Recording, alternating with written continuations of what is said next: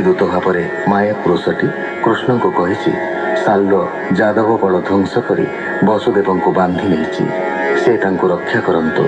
ଶ୍ରୀକୃଷ୍ଣ ସାଧାରଣ ଲୋକଟିଏ ପରି ବିଚଳିତ ହୋଇପଡ଼ିଛନ୍ତି ଏବଂ ସମ୍ମୁଖରେ ସାଲ୍ୱ ବସୁଦେବଙ୍କ ମସ୍ତକ ଛେଦନ କରୁଥିବା ଦୃଶ୍ୟ ଦେଖିଛନ୍ତି। କିନ୍ତୁ ସେ ମୁହୂର୍ତ୍ତକେ ପ୍ରକୃତିସ୍ଥ ହୋଇଛନ୍ତି, ଗଦାଘାତରେ ମାୟାବିମାନକୁ ଭାଙ୍ଗିଛନ୍ତି ଏବଂ ଚକ୍ରାଘାତରେ ସାଲ୍ୱ ମସ୍ତକ ଛେଦନ କରିଛନ୍ତି। ନିହତ କରିଛନ୍ତି ଉପଗତ ସାଲ୍ୱ ମିତ୍ର ଦନ୍ତବକ୍ର ଏବଂ ବିଦୁରଥଙ୍କୁ। ସୁତୋବାଚ ଶୁଣଃ ଅଭିମନ୍ୟୁ ସୁତ କୃଷ୍ଣଚରିତ ଭାଗବତ ହେମନ୍ତେ ପ୍ରଭୁ ନର ହରି ମନୁଷ୍ୟ ରୂପେ ଅବତରି। ସ୍ୱଭାବେ ମାୟା ଅପ୍ରମିତ ସେ କାହୁଁ ହେବେ ପରାଜିତ ତାହାଙ୍କୁ ପୀଡ଼ନ୍ତି ଅସୁରେ ବିନାଶ ହୁଅନ୍ତି ସମରେ। ପଶୁ ଦୁଷ୍ଟଙ୍କର ଏ ମତ ଏ ନୁହେଁ ପୁଣି ପରମାର୍ଥ ଏବେ ହୋ ଶୁଣ ନୃପମଣି ଦ୍ୱାରକାପୁରେ ହଳ ପାଣି। କୁରୁ ପାଣ୍ଡବ ଘୋରତମ ଶୁଣିଲେ ଯୁଦ୍ଧର ଉଦ୍ୟମ ମଧ୍ୟସ୍ଥ ପଣେ ହଳପତି ତୀର୍ଥଗମନେ ବ୍ୟାଜମତି। ପିତାମାତାଙ୍କୁ ଆଜ୍ଞା ମାଗି ଗୁରୁପୁତ୍ରଙ୍କ ପାଦେ ଲାଗି ସାଧୁଜନଙ୍କୁ ସଙ୍ଗ କରି ବିଜୟ କଲେ ହଳଧାରୀ। ଯାଇ ମିଳିଲେ କୁରୁକ୍ଷେତ୍ରେ ପରଶୁରାମର କୀର୍ତ୍ତି ଯେତେ ସ୍ନାହାନ ସାରି ରାମ ହ୍ରଦେ ଦେବତା ପିତୃଙ୍କୁ ଆନନ୍ଦେ।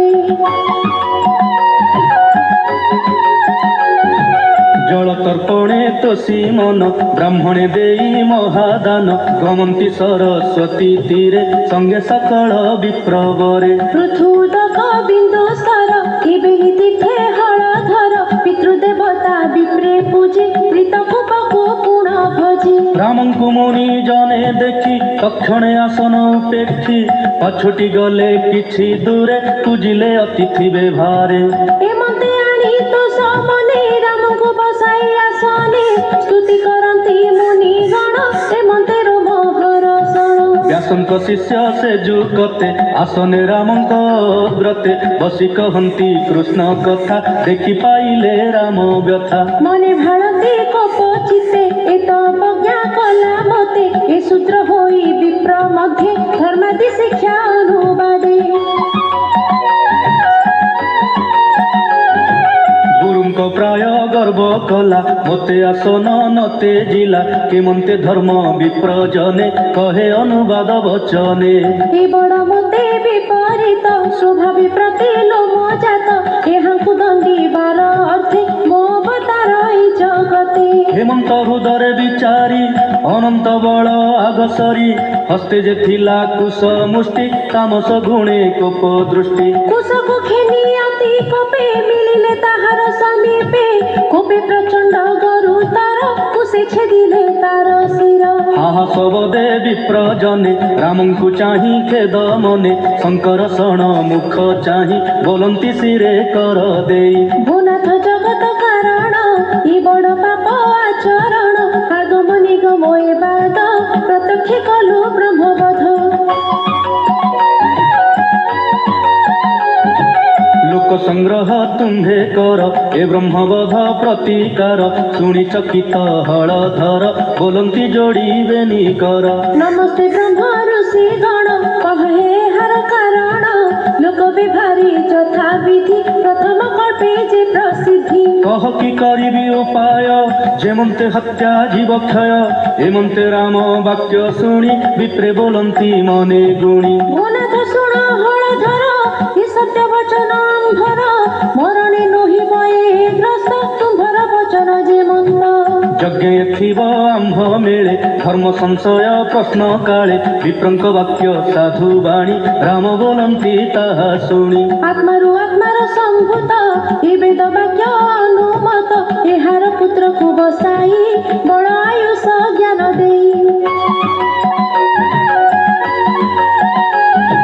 ପିତାହୁ ହେଉ ଗୁଣାକାର ହେମନ୍ତ କହି ହଳଧର ତାର ପୁତ୍ରକୁ ସାବଧାନେ ବସାଇ ବ୍ରହ୍ମାର ଆସନେ।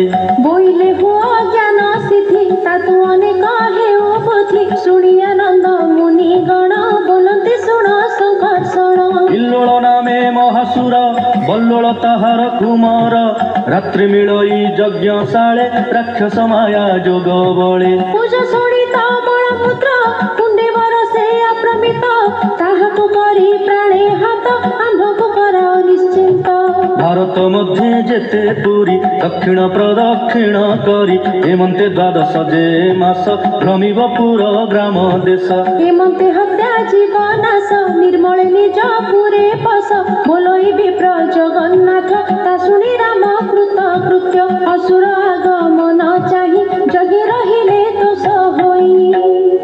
ଇତି ଶ୍ରୀମଦ୍ଭାଗବତେ ମହାପୁରାଣେ ପାରମହଂସ୍ୟାଂ ସଂହିତାୟାଂ ଦଶମସ୍କନ୍ଧେ उत्तरार्धे बलदेव चरित्रे बल्लोळ वधोपक्रम नाम 84तमोऽध्यायः।